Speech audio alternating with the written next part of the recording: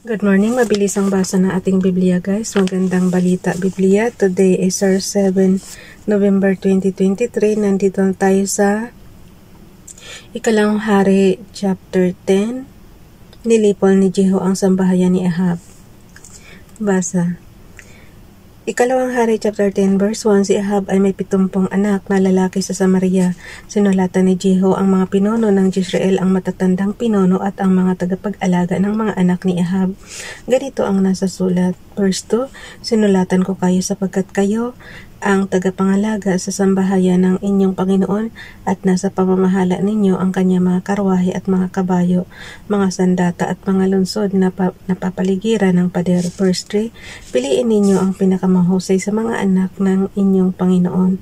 Gawin ninyo siyang hari at ipagtanggol ninyo siya. Verse 4, kinilabutan sa takot ang mga pinuno sa Samaria sapagkat naisip nila na kung ang dalawang hari ay walang nagawa laban kay Jehu, lalong wala silang magagawa. Verse 5, kaya sinagot nila ang sulat ni Jehu at kanilang sinabi, nakahanda kaming paalipin sa inyo, susundin namin ang lahat ng ipag-uutos ninyo sa amin, hindi kami maglalagay ng hari, gawin na po ninyo ang inaakala ninyong mabuti. Verse 6, sinulatan sila uli ni Jehu. Ang sabi sa sulat, kung talagang kampi kayo sa akin at handang sumunod sa mga utos ko, pugutan ninyo ng ulo ang mga anak ng inyong Panginoon at dalhin dito sa Jezreel bukas ng ganitong oras. Ang 70 anak ni Haring Ahab ay nasa pangangalaga ng mga pangunahing lalaki ng lungsod. Verse 7, pagkatanggap nila sa sulat, pinugutan nila ng ulo ang mga anak ng hari at ang mga ulo inilagay sa mga basket at ipinadala kay Jehu sa Jezreel. Guys, ang lupit oh. Talagang pinupugutan ng ulo. Ilan yun? 70 yun.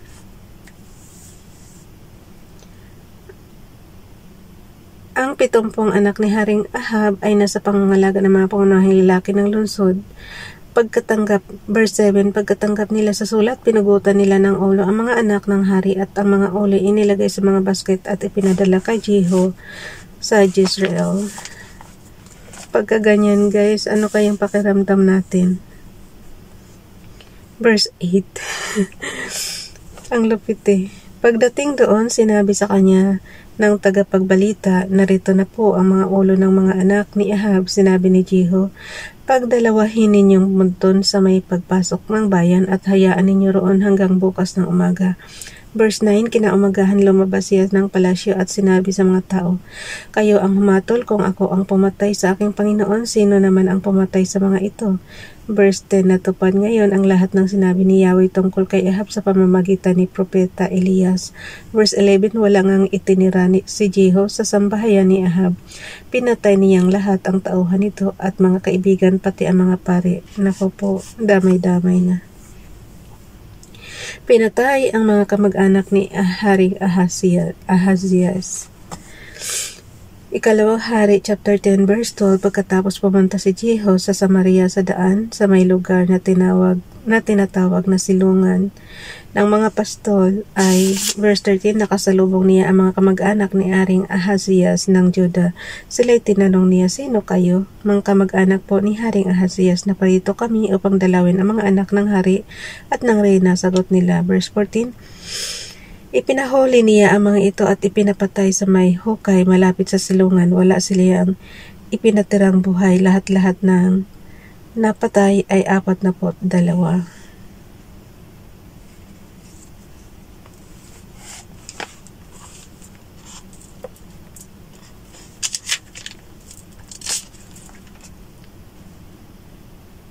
Apat na pot dalawa, 42. Pinatay ang mga natitirang kamag-anak ni Ahab. Guys, yung pagbabasa natin ng Bible, pagpuro patayan na hindi natin gaano tong inaano ha. Kasi sa generation natin ngayon, ayaw talaga natin ng patayan eh. Ayaw natin ng giyera, ayaw natin ng gulo. Pinatay ang mga natitirang kamag-anak ni Ahab. Ikalawang Hari chapter 10 verse 15. Kumbaga sa guys, pinabasa lang natin yung kasaysayan ng Israel. So ito yung nangyayari nung panahong iyon. So matagal nang nangyari to. Pinatay ang mga natitirang kamag-anak ni Ahab Ikalawang Hari chapter 10 verse 15, nang umalis doon si Jehu, nakasalubong niya si Jonadab na anak ni Rekab. Binati siya ni Jehu at tinanong, ikaw ba'y buong pusong nakikiisa sa akin? Oo, sagot nito. Kung ganoon, sabi ni Jehu, sumakay ka sa aking karwahe, at inalalayan niya ito sa pagsakay. Verse 16, sinabi pa niya, isasama kita para makita mo kung gaano ako katapat kay Yahweh. At nagpatuloy silang magkasama sa karwahe. Verse 17, pagdating sa Samaria, pinatay niyang lahat ang natitira pang kamag-anak ni Ahab. Wala siyang itinirang buhay tulad ng sinabi ni Yahweh kay Elias. Pinatay ni Jehu ang mga sumasamba kay Baal. Mga ano kasi ito yung mga pinapatay is yung mga sumasamba sa Diyos-Diyosan, guys. Pero nakakakilabot pa rin pagka ini-imagine mo. Kahit nangyari na, kahit matagal nang nangyari, pero habang binabasa natin, guys, tapos ina-imagine natin, kinikilabutan pa rin tayo. Pinatay ni Jehu ang mga sumasamba kay Baal. Kaya yung mga sumasamba sa Diyos-Diyosan, guys, imagine niyo na kung anong mangyayari. Verse 18, tinipon ni Jehu ang mga tao at sinabi niya, hindi masyadong pinaglingkuran ni Ahab si Baal, ngunit higit ko siyang paglilingkuran. Verse 19, tawagin ninyo ang lahat ng mga propeta, mga pare at mga tagasunod ni Baal, at gagawa tayo ng isang malaking paghahandog kay Baal. Kailangan makasama ang lahat ng tagasunod ni Baal, papatayin ang sinumang hindi sasama. Ngunit paraan lamang ito ni Jehu upang mapatay niyang lahat ang mga sumasamba kay Baal. Verse 20, iniutos niya, ipahayag ninyong tayo'y mag-uukol ng pagsamba para kay Baal. At ganoon nga ang ginawa nila. Verse 21, ang pahayag na ito ipinaabot niya sa buong Israel, at tumalo naman ang lahat ng sumasamba kay Baal, kaya't punong-puno ang templo ni Baal. Verse 22, sinabi ni Jehu sa tagapag-ingat ng mga kasuotan sa templo, ilabas mong lahat ang kasuotan at ipasuot sa mga sumasamba kay Baal. Sumunod naman ito. Verse 23, pumasok siya sa templo kasama si Jonadab na anak ni Rekab. Sinabi niya sa mga lingkod ni Baal, tingnan ninyong mabuti at tiyaking walang mga lingkod si Yahweh na napasama sa inyo. Verse 24, pumasok sila upang ialay ang mga handog na susunugin. Si Jehu ay naglagay ng 80 tauhan sa labas ng templo at pinagbili na ng ganito, bantayan ninyong mabuti ang mga taong ito, kayo ang papatayin ko kapag may nakatakas. Verse 25, nang maialay na ang mga handog na susunugin, pinapasok niya ang mga kawal at mga pinuno at ipinapatay ang lahat ng nasa loob, saka isa-isang kinaladkad palabas. Nagtuloy sila sa kaloob-looban ng templo. Verse 26, inilabas ang mga sagradong haligi sa templo ni Baal at sinunog. Verse 27, pagkatapos winasak nila ang rebolto ni Baal at iginuho ang templo, at ang templo ay ginawa nilang tapunan ng dumi hanggang sa ngayon. Verse 28, ganon ang ginawa ni Jehu upang alisin sa Israel ang pagsamba kay Baal. Verse 29, ngunit sorry guys, nabubulol niya. Verse 29, ngunit tinularan din niya ang kasalanan ni Jeroboam na anak ni Nebat na sumamba sa guyang ginto na nasa Bethel at Dan, na siyang namang naging dahilan ng pagkakasala ng Israel. Verse 30, sinabi ni Yahweh kay Jehu, dahil sa paglipol mo sa sambahayan ni Ahab na siya kung nais mangyari sa sambayanan mong magmumula ang hari ng Israel hanggang sa ika-4 na salinlahi. Verse 31, ngunit si Jehu ay hindi nagpatuloy ng pagsunod sa kautusan ni Yahweh ang Diyos. Ulitin ko yung verse 30, guys. Sinabi ni Yahweh kay Jehu, dahil sa paglipod mo sa sambahayan ni Ahab na siya kung nais mangyari sa sambayanan mong magmumula ang hari ng Israel hanggang sa ika-4 na salinlahi. Verse 31, ngunit si Jehu ay hindi nagpatuloy sa pagsunod sa kautusan ni Yahweh ang Diyos ng Israel. Tinularan niya ang masasamang gawa ni Jeroboam na naghatid sa Israel sa pagkakasala. Ang kamatayan ni Jehu. Ikalawang Hari chapter 10 verse 32. Nang panahong iyon, pinabayaan ni Yahweh na masakop ang ibang kaharian, ang ibang lupain ng Israel. Unti-unti na silang nasasakop ng Hazael. Anong bansa ba itong Hazael, guys? Verse 33, nakuha na sa kanila ang gawing silangan ng Jordan, ang buong Gilead, Gad, Ruben at Manasseh mula sa Aroer sa may kapatagan ng Arnon, pati ang Gilead at ang Bashan.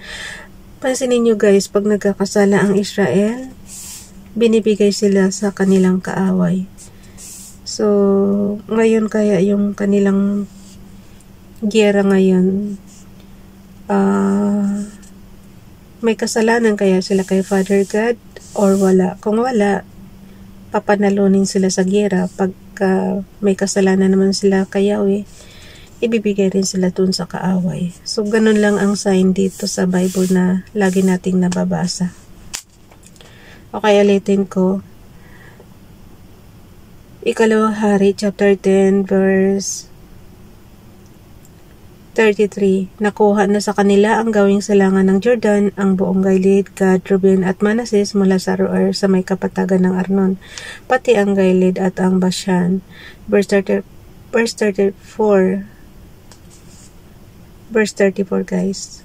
Pakisundan ako, magbasa rin kayo ng sarili nyo kasi sa sobrang liit ba, nakakalitong basahin. Kaya mas mainam yung kayo mismo rin magbasa guys para alam nyo yung mga nakasulat talaga. Verse 34, ang iba pang ginawa ni Jehu ay nakasulat sa kasaysayan ng mga hari ng Israel. Verse 35, namatay siya at inilibing sa Samaria at ang anak niya si Jehoahaz ang pumalit sa kanya bilang hari. Verse 36, naghari si Jehu sa Israel sa loob ng 28 taon. So, 28 years. Tapos guys, ang pumapalit sa kanila, yung kanilang anak, syempre. Ayun. So, hanggang dito na lang. Bukas na itong inagaw ni Atalia ang trono. Jehoahaz ang pumalit sa kanyang bilang hari. Yung pumalit kay Jehu, si Jehoahaz, pero yung title naman para basahin natin bukas, inagaw ni Atalia. Alam pa si ninyo, bibihira lang yung babaeng binabanggit dito sa sa Bible. Si Atalia ba babae or lalaki?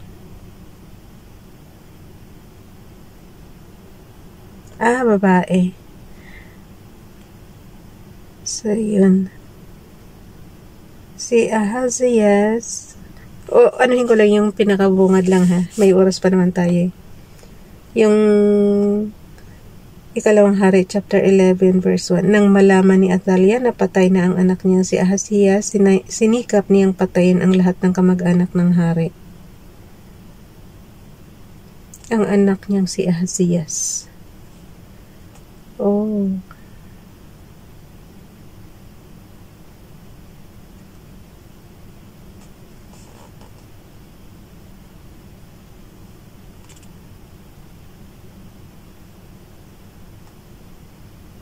Ang gulo. Pagka hindi mo maano yung family trend dito guys, pag hindi mo nasubaybayan, tapos pilit mong pagdidikitin sila, hindi mo maunaawaan. So, ang gawin nyo na lang is mula umpisa, basahin nyo para alam nyo kung saan sila galing. O kaya manood kayo ng documentary. Bye everyone. God bless.